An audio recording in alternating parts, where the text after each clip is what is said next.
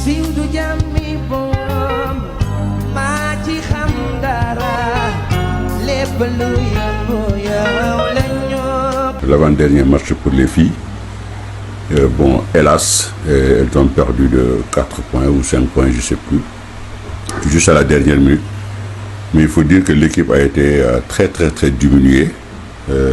D'abord par la non-présence de Mariana, qui est une pièce maîtresse de l'équipe, de Dalva, et de Massiré qui sort de maladie, en fait. Donc ça faisait beaucoup. Bon, et Mbarka n'a pas eu le rayonnement habituel. Donc, disons, les 3 absentes, bon, c'est tout à fait logique, cette défaite. Bon.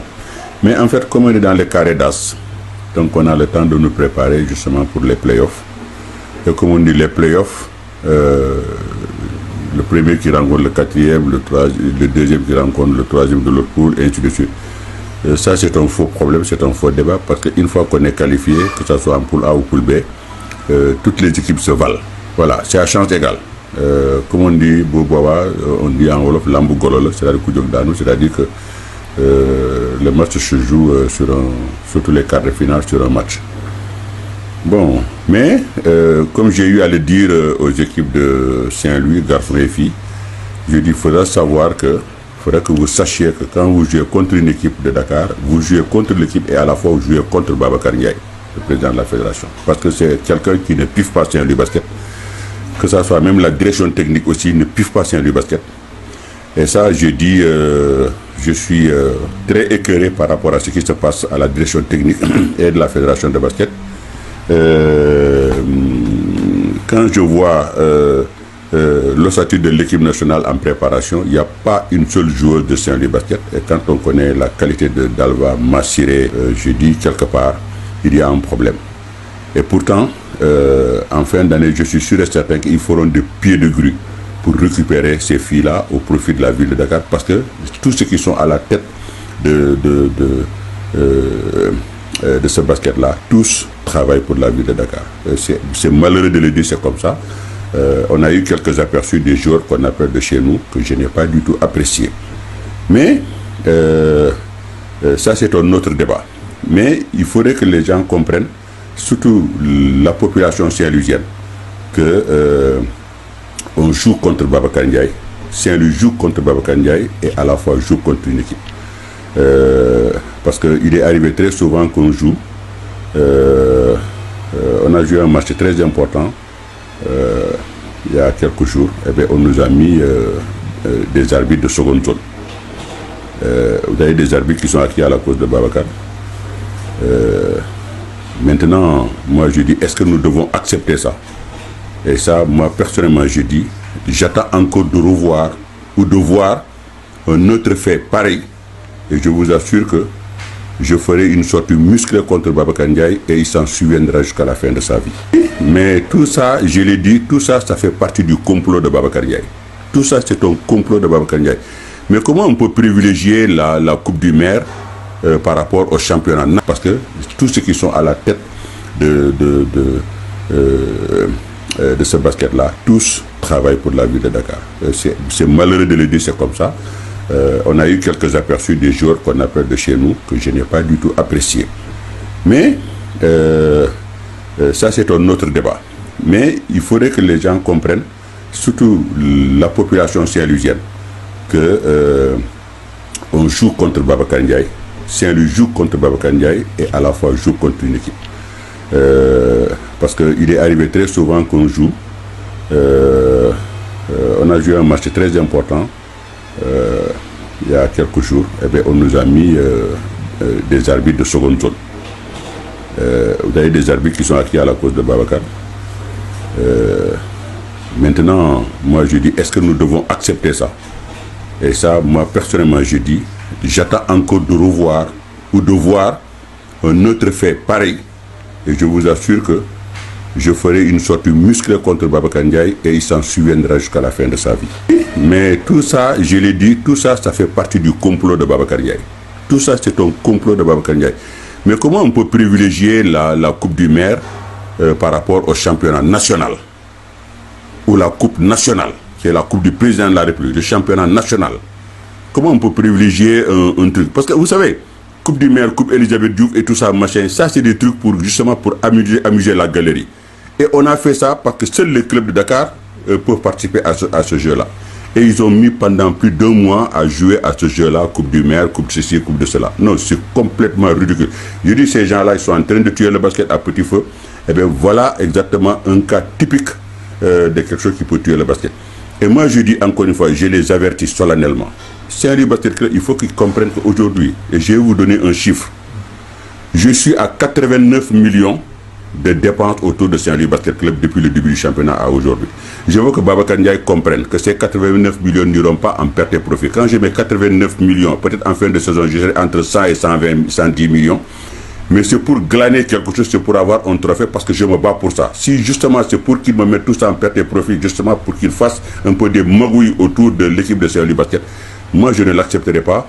Et j'espère que le maire de Saint-Louis va réagir par rapport à cette forfaiture que Babacar Ndiaye est en train de faire. Et il faudrait qu'il rappelle le ministre des Sports à l'ordre pour que Babacar pour qu'il puisse saisir le ministre des Sports et que plus le ministre des Sports peut ramener Babacar Ndiaye à l'ordre parce que Babacar Ndiaye est en train de fausser le championnat.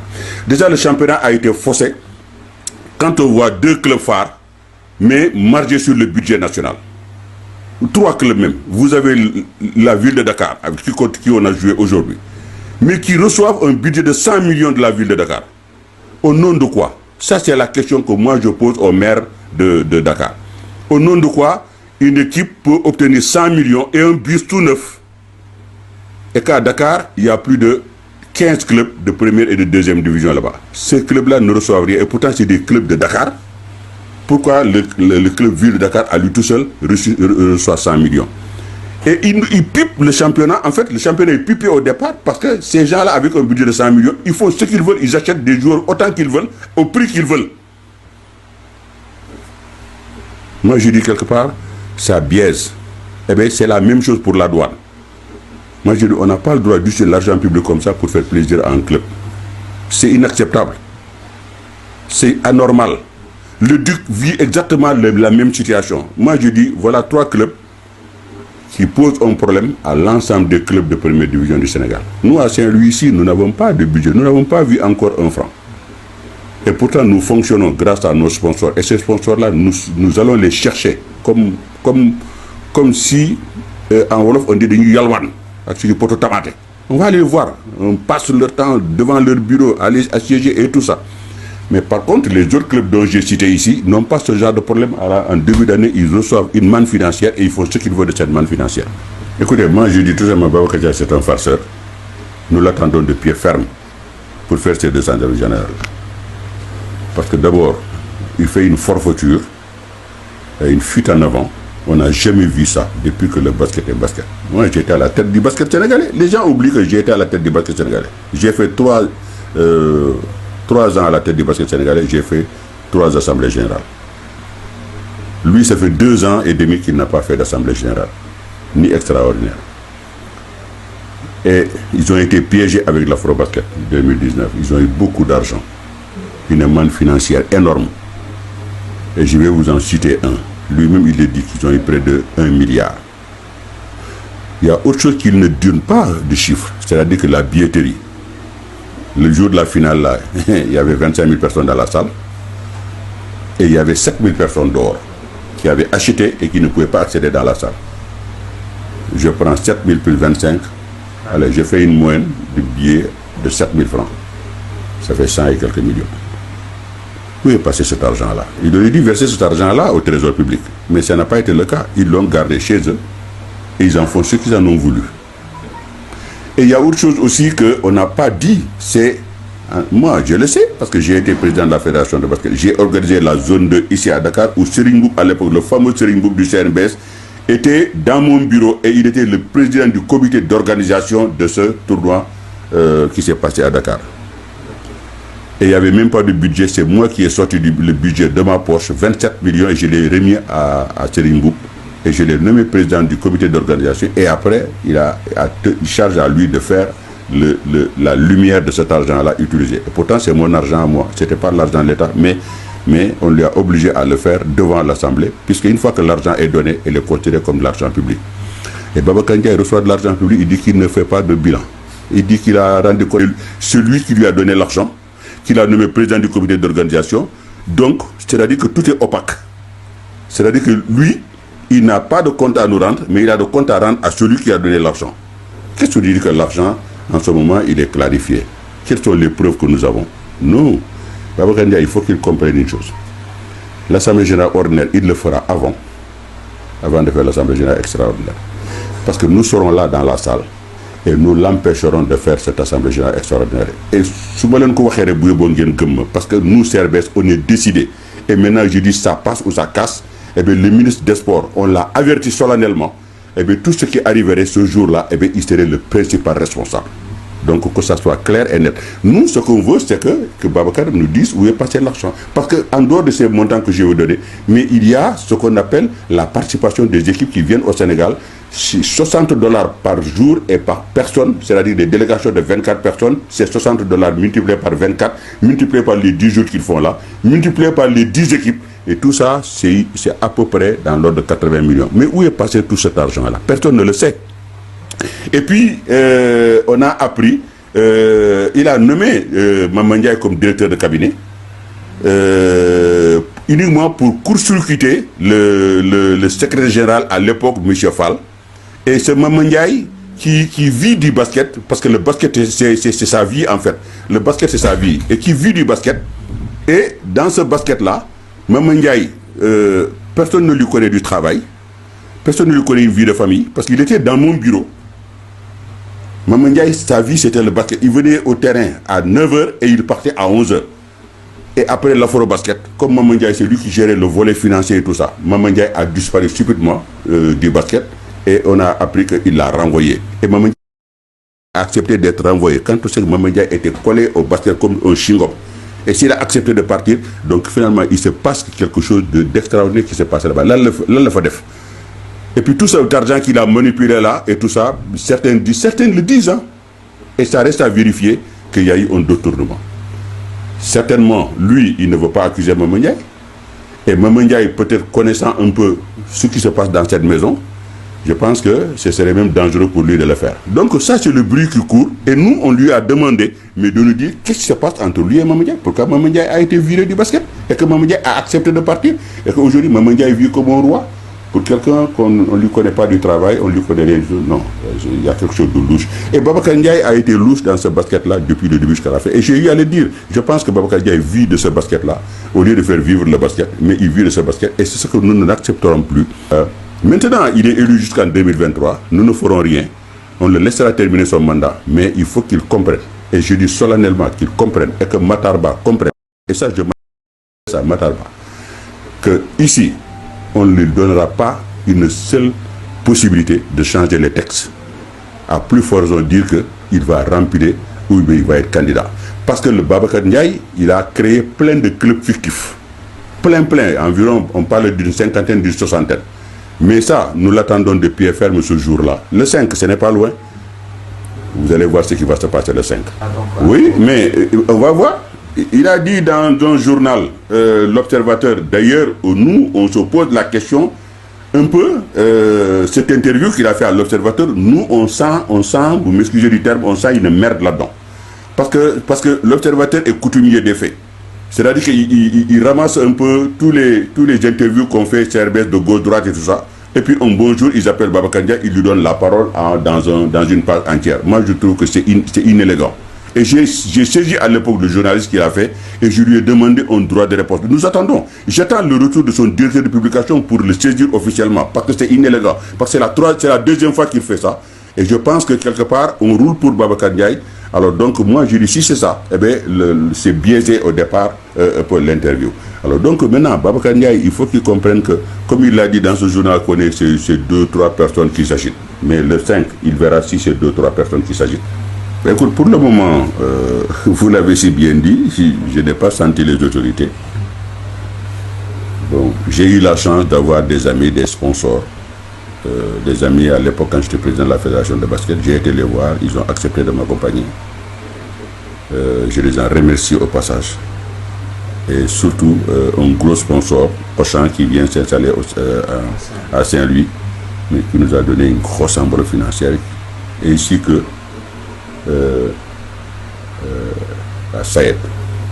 Ils nous ont aidés depuis le début. Vraiment, je remercie le directeur général de la SAED, au passage, qui a été le premier à répondre à notre appel.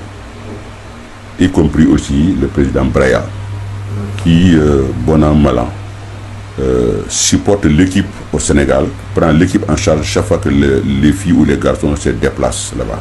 Voilà.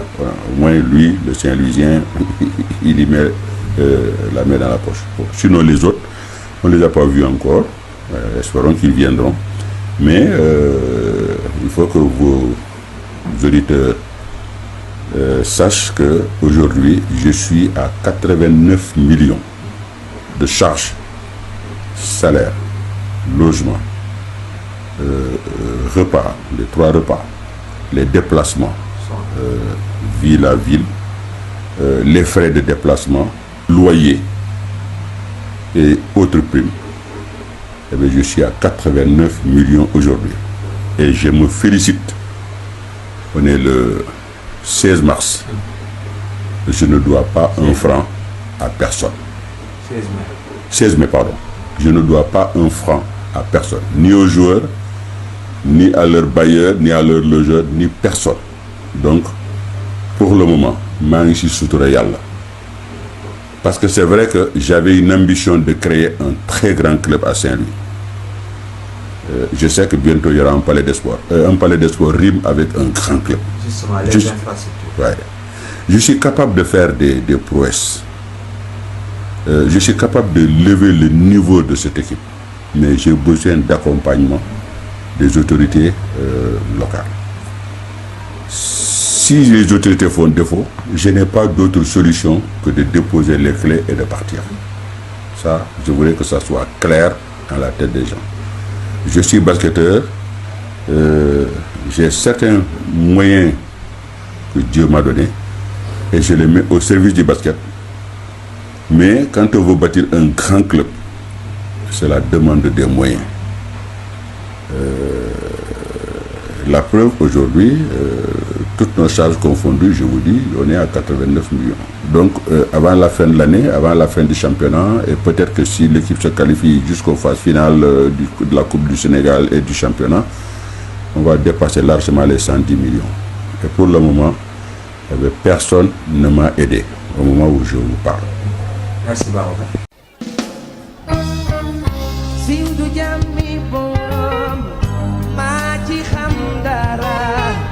Lépp lu yëngu